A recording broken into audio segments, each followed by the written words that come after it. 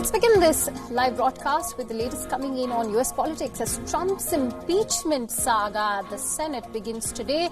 That's our top focus this hour as Senate Republican leader Mitch McConnell proposed impeachment trial rules with no guarantee that witnesses will be called to testify.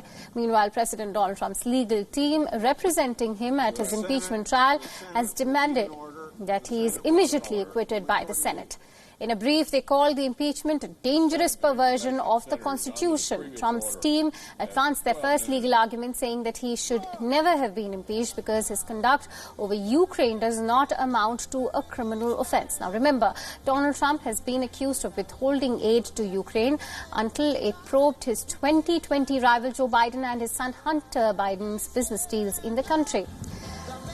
The White House legal brief has called the articles of impeachment passed by the House an affront to the Constitution and that they have failed to allege an impeachable offense. Trump's legal team includes Kenneth Starr and Alan Dershowitz.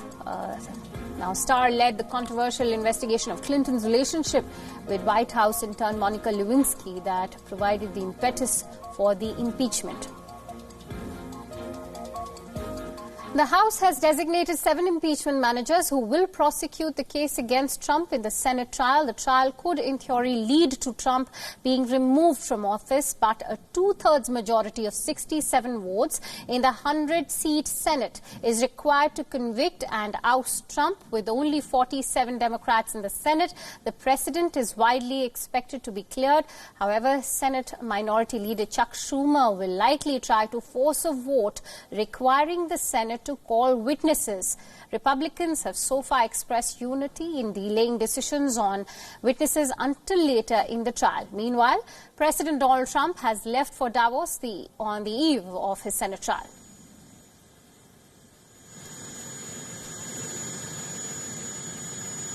It's important to note that Trump was impeached by the Democrat-controlled House last month on charges of abuse of power and obstructing Congress over his scheme to pressurize Ukraine for political favors, including the announcement of a probe into Joe Biden.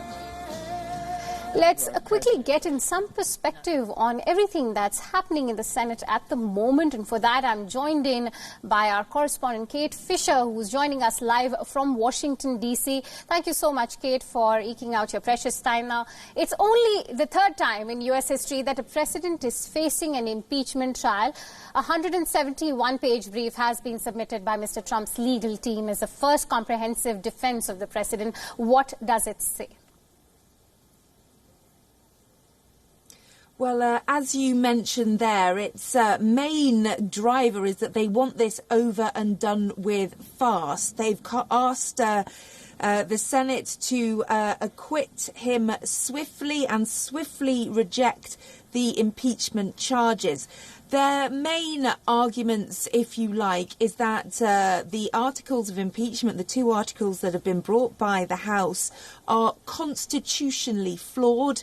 And they would set a dangerous precedent, and by that they mean that it would kind of curtail the president's power, his executive privilege, and Trump's legal team is suggesting that that would be a very dangerous thing to have as a precedent. They don't dispute the kind of facts of this case about Donald Trump's dealings with Ukraine, but they say that these dealings do not constitute an impeachable offence. They do not believe that he has broken any law. They say that no crime has been committed and therefore there is not enough evidence to impeach a president, what the Democrats are trying to do. Of course, the Democrats refute that wholeheartedly, and they are both gearing up for a big fight starting tomorrow morning here in the US. All right. On that note, how crucial is the role of the Senate, where the president is widely expected to be cleared, and why so? Also, will there be Republican defections? What about within the Democratic Party itself? Yeah, the Senate is vital. This is the impeachment proceedings begin in the lower house, the House of Representatives. They are the Congress members who have the power to begin an impeachment against a president. But once they have compiled their charges, the articles of impeachment, once they have decided upon what they are charging the president with, They then move to the upper house, the Senate, where the trial is heard. And the 100 senators act as jurors. They listen to the evidence on both sides, and then they take a vote about whether they will indeed convict the president and remove him from office. He has already been impeached. The articles of impeachment have been put against him, but the next stage is as to whether these articles are enough to convict and remove him from office, and that is what the senators, that's their job for the trial in the Senate. They act as jurors. As you say, you need 20 Republican senators to change sides, to side with the Democrats in order for the president to be convicted and removed, and that appears at this stage highly unlikely. Very few senators have suggested that they are willing to go against the president. Most have kept stum about all of this. They don't want to be seen to be criticising the president in an election year. However, there is more potential that Chuck Schumer, the minority leader in the Senate, the leading Democrat, who wants to force this vote on whether witnesses will be allowed, there is a chance that he will get that because they only need 4 Republican senators to side with the Democrats in order to call witnesses. And that, Democrats hope, would mean that there would be more evidence that would try to persuade some Republicans to switch sides. All right. And since, it's widely expected that Donald Trump's going to get cleared, what's the atmosphere like? Why did Democrats, in fact, impeach Trump knowing the likely outcome in the Senate?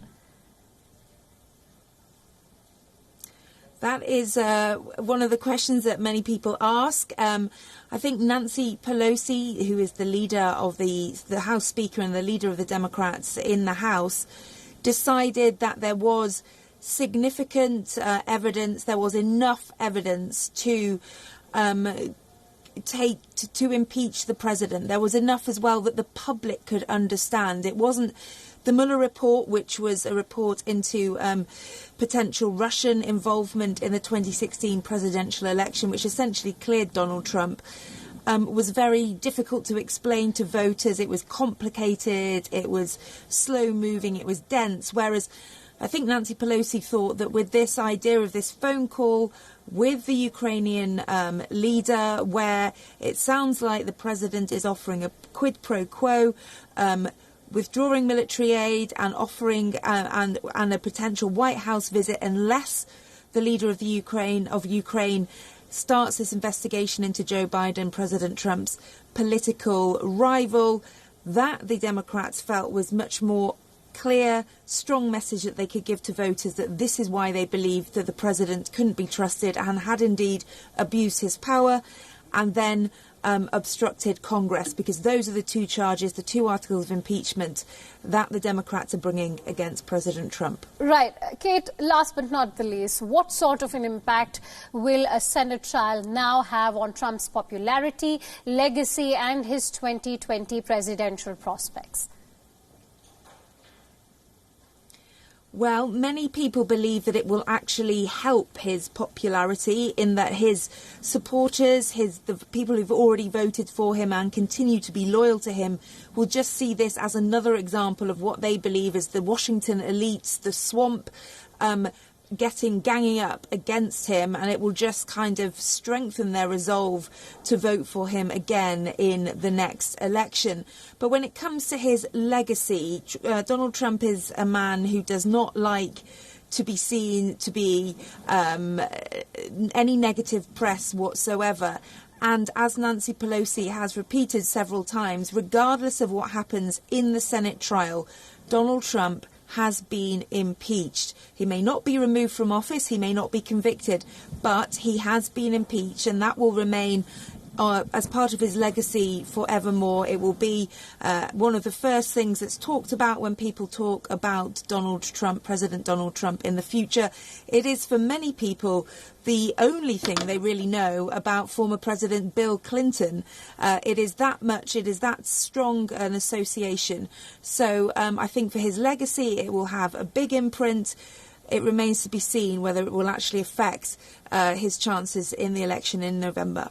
That's very rightly said. In fact, it will also become a part of Nancy Pelosi's legacy to have brought him to trial now. Thank you so much, Kate, for bringing us all those details and sharing in your precious perspective.